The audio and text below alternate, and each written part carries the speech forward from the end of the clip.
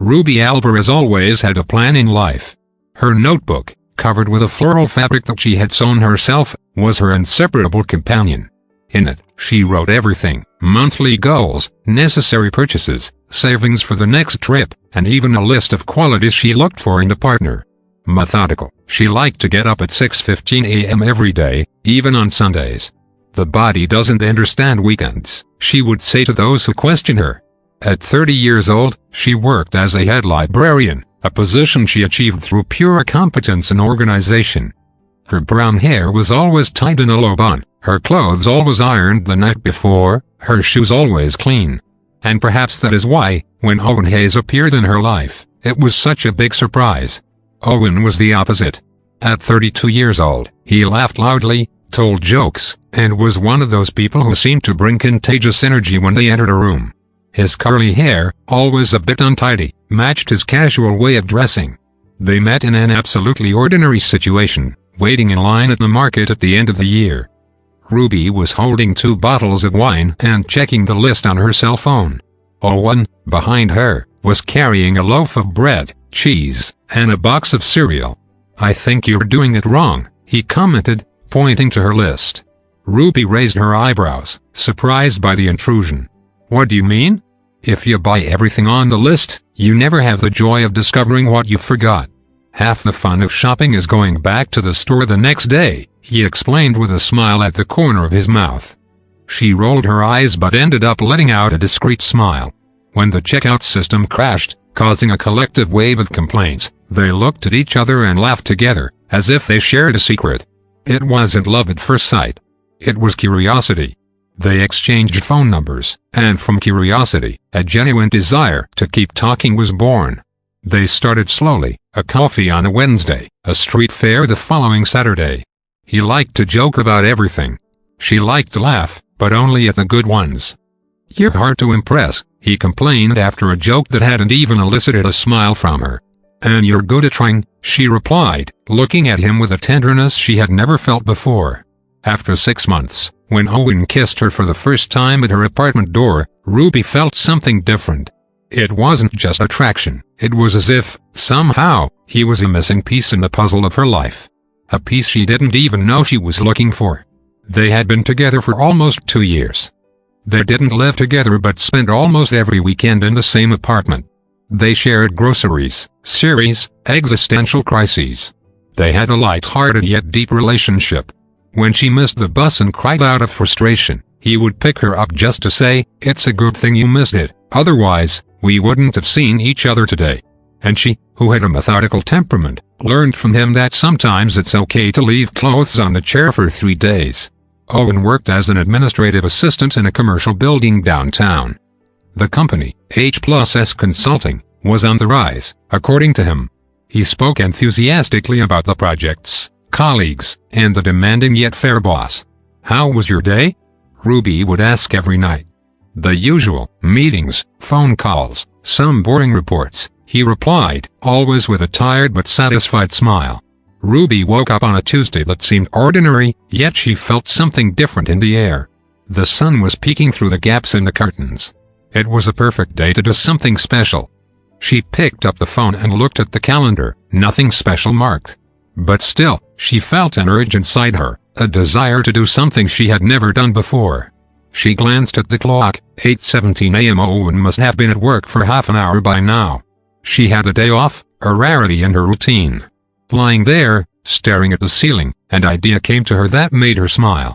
Ruby was never the impulsive type. But that morning, she woke up with an uncontrollable urge to surprise him. She got up energetically, took a quick shower, and headed to the kitchen. She decided to prepare his favorite lunch, eggplant lasagna with homemade tomato sauce. A recipe she had learned from her mother and knew he loved. Throughout the entire morning, she dedicated herself to preparing everything perfectly.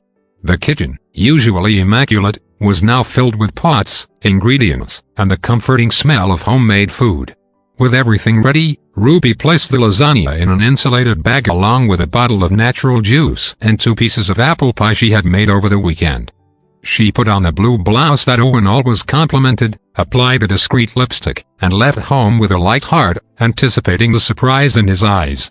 She took the subway and, sitting while watching the stations pass by, felt a mix of excitement and nervousness.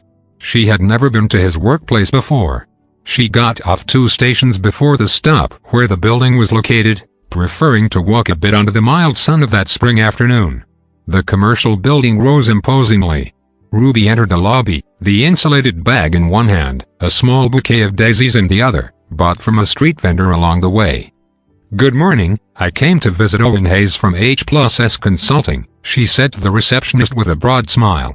The woman behind the counter, around 50 years old with rectangular glasses and gray hair in a bob cut, frowned. "H+S Consulting is on the 14th floor. But I don't know any Owen Hayes." Ruby felt a chill in her stomach. "He's been working there for more than 3 years. He is an administrative assistant." The receptionist typed something on her computer, looked at the screen for a few seconds, and raised her eyes to Ruby. "There's no Owen Hayes in our system. Are you sure it's in this building?" Ruby nodded, feeling her throat dry. "I can call the company's HR for you to confirm," offered the receptionist, noticing Ruby's discomfort. "Please." The receptionist made the call, exchanged a few words in a low voice, and hung up the phone. "I'm sorry, but they confirmed that there is no Owen Hayes working at H+S Consulting at the moment." Confused and with her heart in her stomach, Ruby thanked her and went out to the building's hall. The daisies, which had seemed so cheerful before, now hung sadly in her hand. She pulled her phone from her pocket and, with trembling fingers, called Owen. He answered on the 3rd ring. "Hi, Ruby. Everything okay? I'm here at the H+S Consulting building. Look, I brought you lunch," she said, her voice almost a whisper. On the other side, silence. "And then, Ruby, can you meet me at the cafe on the corner?" 20 minutes later, sitting at a table in a small and cozy cafe, Ruby watched Owen through the window. He was approaching, walking slowly, as if each step was painful. When he entered the establishment, his eyes met hers immediately. Owen was pale, the face of someone who had been caught in the middle of a lie hard to sustain. "I don't work there anymore, Ruby. I was fired," he said, sitting down in front of her. "But when?" she asked, her voice trembling. 6 months ago. The thermal bag with the lunch she had prepared with such care was between them on the table, like a tangible symbol of broken trust. Owen told everything at once, without embellishments, knowing that it was the right moment to say it all. That he left the house every day pretending to go to work. That he spent his days in public libraries and cafes with Wi-Fi, sending out resumes, applying for anything. That he did odd jobs as a delivery driver to avoid having nothing.